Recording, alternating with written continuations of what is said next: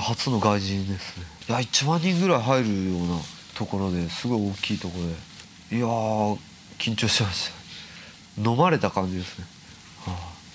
Hideo Takoro ir mūsiškis Antanas Jasbutis. Kova prasideda. Šiai kovai teisėjauja Donatas Simonaitis. Teisėjas kviečia kovotojus į ringo vidurį ir prasidės pirmoji lietuvių ir japonų dvikova. Kągi, priminsiu, jog svečiuose yra 4 kovotojai iš Japonijos ir 4 lietuviai surems su jais savo piršnes. O dabar prasideda kova, pasikeitimas smūgiais. Kol kas sukibimo nebuvo ir priminsiu, jog pirmą kartą jūsų ekranuose kovotojas iš Utenos, Antanas Jasbutis. Jis yra jaunesnis už savo varžovą 6 metais, taigi patyrimo iš tikrųjų turi mažiau. Na ir žiūrėsime, kaip jam seksis kautis su kovotoju, kuris jau yra patyręs šių dvikovų dalyvis. Jis draudžia šios taisyklės taip daryti, o kadangi Japonijoje Federacijoje Just Battlefield priimtos truputėlį kitokios taisyklės, galima smūgiuoti taip, kaip jūs matėte pirmoje dvikovoje. Taigi įspėjimą gauna Japonas. Kągi, lietuvis pirmauja, tačiau dvikovai skirta 2 raundai po 5 minutės ir visko dar gali atsitikti šioje kovoje. O štai dabar kaip bando atsikabinti nuo savo priešininko Japonas. Taip, būtent atsistoti ir mesti savo varžovą ant grindų, dar užsigulant visų svorių. Tai iš tikrųjų yra metodas, kuris padeda išspręsti visas problemas. Na ir dabar klasikinė padėtis, iš kurios prasideda daugelis puolimų parteryje. Na, kovotojai iš tikrųjų yra lengvo svorio. Antanas Jasbutis 67, o Hideo Takoro 65 kg svorio. Taigi labai lengvi ir staigus kovotojai, galime išvysti iš tikrųjų aštrią kovą. Žiūrėsime, kaip viskas vyks. Kol kas sukibimas ringo viduryje. Na, neskuba Takoro išspręsti šios situacijos.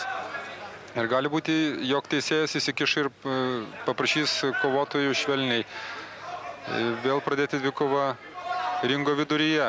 Na, nežino Takoro, ką dabar daryti. Galbūt tik apsimeta, o gal iš tikrųjų įpratęs smūgiuoti kumščiu į veidą, jis norėtų kaip nors kitaip spręsti problemas. Ir kol kas nematyti, kaip Japonas galėtų įveikti lietuvį. Pasikeitimas smūgiais. Na, truputėlį prašoka dabar pro savo priešininką Antanas Jasbutis.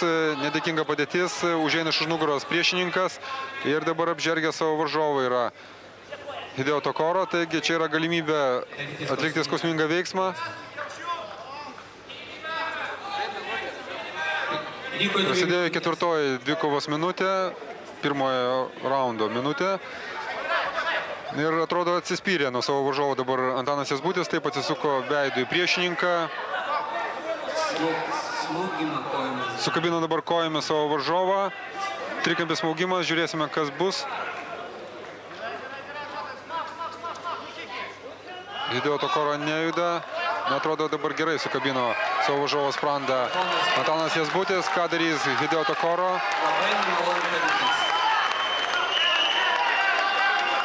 Įdomu, kur antroji ranka. Taip, pirmasis pabėgimas ir Antanas Jasbutis pelno tašką.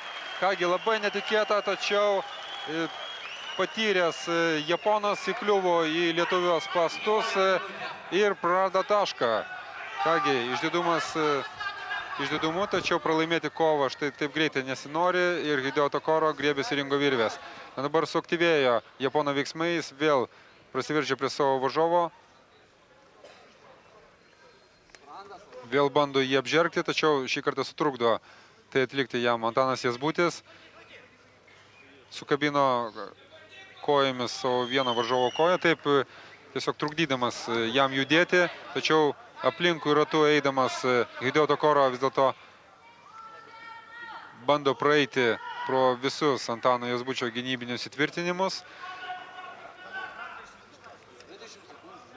Na ir baigėsi dvikovai skirtas laikas. Žiūrėsime, ar Japonai pavyks dar realizuoti savo pranašumą. Kol kas akivaizdu, jog Antanas Jasbutis gerai užsiėmęs gynybinę padėtį ir Japonas tiesiog nežino, ką daryti. Nematyti bandymų atlikti skausmingą veiksmą. Ir skamba gongas, baigėsi pirmasis raundas. Šioje dvikovoje pirmauja Lietuvos atstovas Antanas Jasbutis. Kągi, pelnyti plojimai Antanui.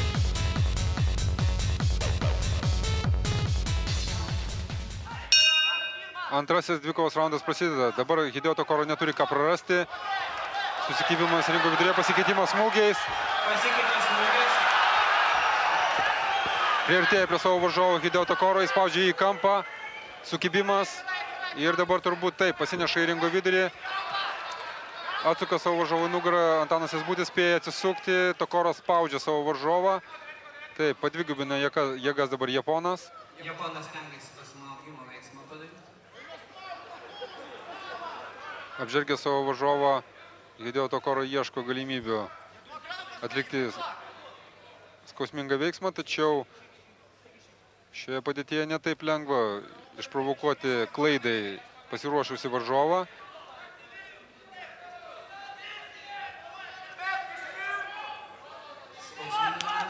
Na ir čia įsikiša teisėjas, taip, per arti ringo virvę prisirito kovotojai, vėl kovos tačiomis. Iš tikrųjų pagyvina šiek tiek vaizdą, pasikeitimas smūgiais tampa intensyvesnis.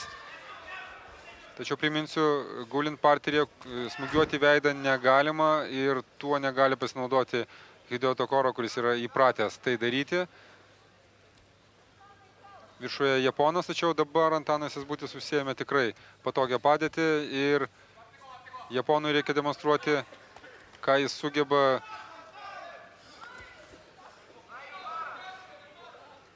parteryje, tačiau imtynių veiksmų kol kas nematyti. Visiškai spaudė į kampą savo varžovą Japonas, tačiau tai nieko baisaus, tokiuose kovose tai yra įprastas vaizdas ir tik tai tokiu būdu, lauždamas savo varžovo kaklą, bando Japonas pelnyti pranašumą, tačiau čia įsikiša teisėjas, taip, vėl pasikeitimas smūgiais, atrodo praleido smūgį Antanas Jasbutis, ne, tiesiog praleido lygsvarą, guli ant grindų, vėl atsistoja, pasikeitimas smūgiais, pataiko ir Antanas Jasbutis, tačiau spaudžia varžovas, spaudžia patyręs Hideo Tokoro Antaną Jasbutį, vėl prie ringo virvių, bando parsiversti. Viena Jasbučio ranka laisva, tačiau metimas ir viršuje Hideo Tokoro spėjo atsigręžti į varžovo veidų.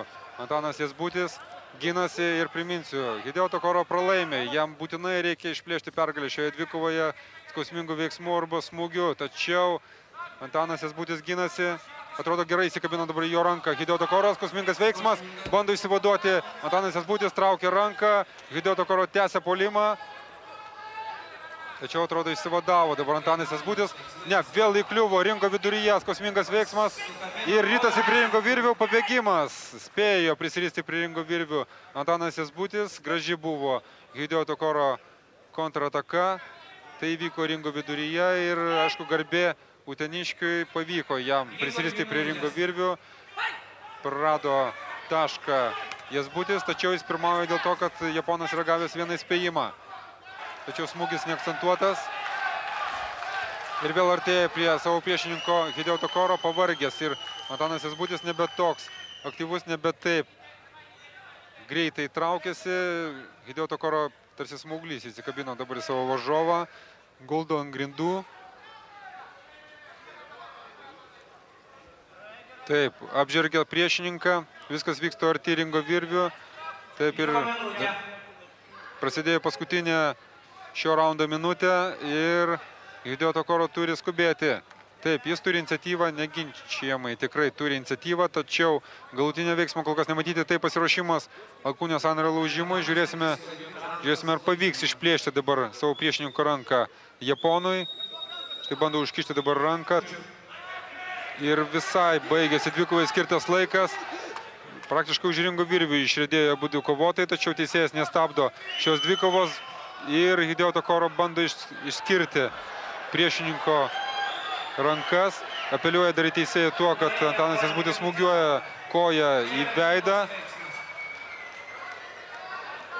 Tačiau niekas iš tikrųjų negalėjo fiksuoti tokio veiksmo, galbūt tik tai atsitiktinai. Štai antrą kartą dabar jau tą patį atlieka Antanas Jasbutis ir Hideo Tokoro rodo teisėjui akivaizdžiai, jog buvo atliktas veiksmas, kuris neleidžiamas taisyklių. Tačiau žiūrėsime, koks bus teisėjų sprendimas. Lietuvis Antanas ir Japonas Hideo. Ir jeigu jūs dabar pakelsite rankas ir pradėsite ploti, jūs būsite visiškai teisūs. Antanas!